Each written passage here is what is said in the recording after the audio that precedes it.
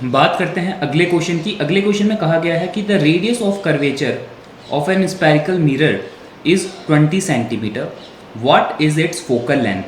आपको radius of curvature given है 20 centimetre और फोकल लेंथ पूछी है मिरर की।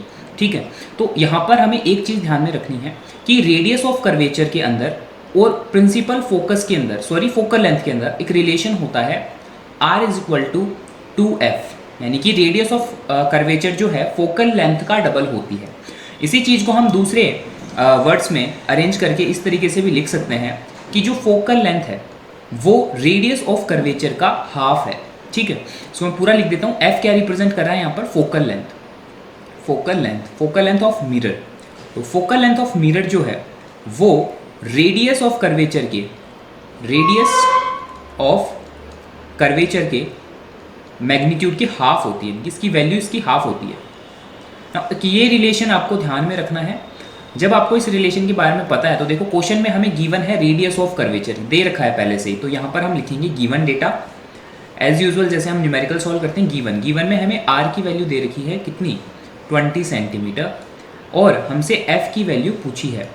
तो हम फॉर्मूला अप्लाई करेंगे। फॉर्मूला के according F equal to R/2 होता है। R की वैल्यू पुट कर देंगे 20 सेंटीमीटर डिवाइडेड बाय 2। जब इसको सॉल्व करेंगे तो आंसर आएगा 10 सेंटीमीटर।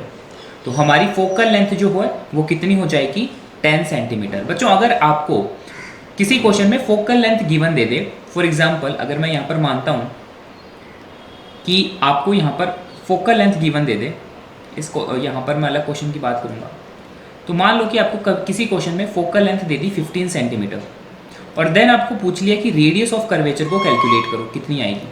तो ठीक वही काम करना है। रिलेशन हम जानते हैं R और F के बीच में क्या रिलेशन है, R is equal to 2F।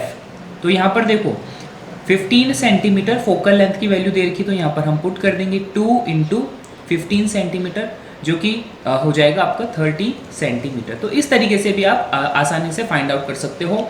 दोनों ही टाइप से आपको पूछा जा सकता है। रेडियस ऑफ कर्वेचर गिवन दे देंगे, फोकल लेंथ पूछ लेंगे, या फिर फोकल लेंथ गिवन दे देंगे, रेडियस ऑफ कर्वेचर पूछ लेंगे। ये जो पर्टिकुलर फॉर्मूला है ये दोनों चीज़ों के लिए अप्लाई होता है। लेंस के लिए भी यही फॉर्मूला अप्लाई होता है और आपका मिरर्स के लिए भी यही फॉर्मूला अप्लाई होता है।